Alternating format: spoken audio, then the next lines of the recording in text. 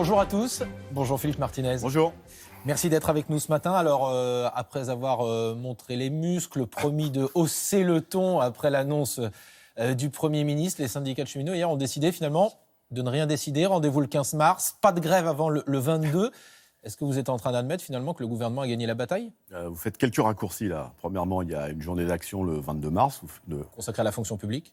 Le 22 mars, il y a la fonction publique et les cheminots. D'ailleurs, c'est une manifestation nationale unitaire. Et ça faisait très longtemps que l'ensemble des organisations syndicales de la SNCF ne s'étaient pas unies pour faire un mouvement ensemble. Et puis, comme vous l'avez dit, il y a une alerte sociale qui a été déposée, c'est-à-dire un préavis de grève. Et pour ce qui est de la SNCF, vous disiez il y a urgence, il y a une atteinte gravissime. Et là, il n'y a rien qui se passe dans l'immédiat, pas de grève de décider ? Je viens de vous le dire, le 22 mars, il y a une grève avec une manifestation nationale. Et il y a une alerte sociale, c'est-à-dire un préavis de grève qui a été déposé et dont les modalités seront précisées en fonction des réponses du gouvernement, parce que vous savez qu'en même temps, les 4 syndicats ont demandé, vont interpeller le gouvernement sur quelques points qui nécessitent des explications ou de revoir la copie, comme on dit. Donc, si je me permets le terme, vous ne vous dégonflez pas. Oui, vous pouvez vous permettre ce terme-là. On est gonflé à bloc, alors si c'est ça que vous voulez dire. Vous êtes gonflé à bloc. Oui, parce que pour revenir sur l'essentiel, parce que l'essentiel, c'est la question de la réforme. La première chose, c'est, je trouve proprement scandaleux, c'est ce qu'entretient le gouvernement et le président de la République, qui consistera à dire que d'avoir une convention collective, un statut, c'est un privilège. Les cheminots ne sont pas des privilégiés. Faites des reportages, et je sais que vous en faites, sur les conditions de travail, sur le salaire des cheminots. Les salaires sont mal payés. Et quand on est mal payé tout au long de sa carrière, on a une petite retraite. Alors les astreintes, le travail du dimanche, les nuits passées loin de la maison. C'est ça la réalité de la vie des cheminots. De laisser penser que les cheminots seraient des privilégiés, c'est proprement scandaleux. Et ça permet de détourner le problème sur l'essentiel, qui est la réforme. Vous dites justement, on va discuter d'ici le 15 mars, y compris avec le gouvernement. Vous pensez sincèrement qu'ils vont changer d'avis, décider de ne plus utiliser les ordonnances, décider de ne plus supprimer le statut de cheminot ? Soit moi j'écoute, soit c'est un dialogue et le gouvernement écoute, soit c'est un monologue et on fait semblant de faire des concertations et là, les cheminots se fâcheront. Donc, il y a un courrier d'envoyer au gouvernement. Voilà ce qui ne va pas dans votre projet. Soit vous nous écoutez, pour une part, soit vous continuez à faire semblant de nous écouter et vous faites ce que vous voulez, et là, il y aura grève. Il ne donne pas le sentiment de vouloir renoncer à l'utilisation des ordonnances, par exemple. On le prend au mot. Vous l'avez entendu à plusieurs reprises. On veut discuter, on est pour le dialogue. Eh bien, c'est des travaux pratiques qu'on va voir là. Si rien n'est fait, certains évoquent une grève d'une ampleur de ce qu'on a pu connaître en 1995. C'est ça qui peut se produire ? La réponse sera à la hauteur de l'attaque. Et c'est gravissime pour les cheminots et les usagers.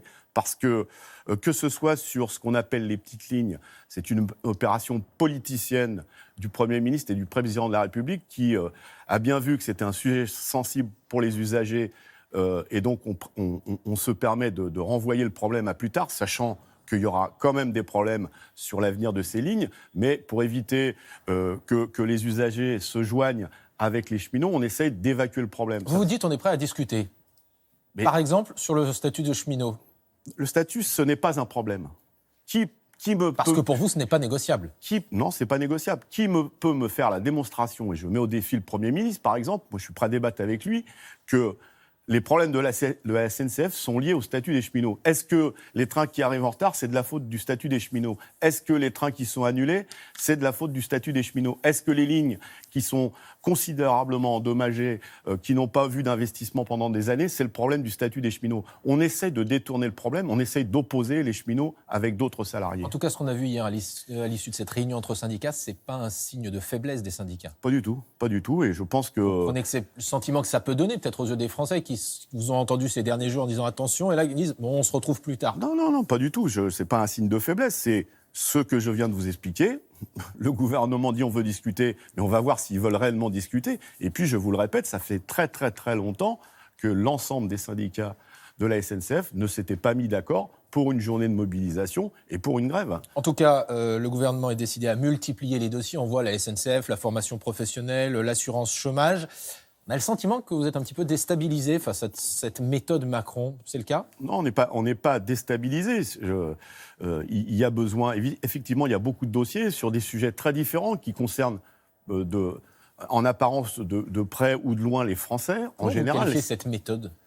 c'est une méthode qui, en trompe-l'œil, qui consiste à dire moi, je suis l'homme du changement. Je parle du président de la République, alors qu'il continue des réformes qui avaient été initiées par ses prédécesseurs. La SNCF en est une, mais casser le code du travail, c'est pas une idée nouvelle de Macron. Hein. Ses prédécesseurs l'ont fait. Donc c'est pas un homme du changement, c'est un homme de la continuité avec une volonté d'aller très vite et de ne pas pratiquer le dialogue social, contrairement à ce qu'il dit. On a le sentiment que ce qu'il dit aussi, c'est le patron, ce n'est pas le patronat, le patron, ce ne sont pas les syndicats, le patron, c'est moi. Le patron, c'est Macron et le MEDEF, les patrons. Donc voilà. C'est un patron, oui, mais il pourrait avoir sa carte au MEDEF.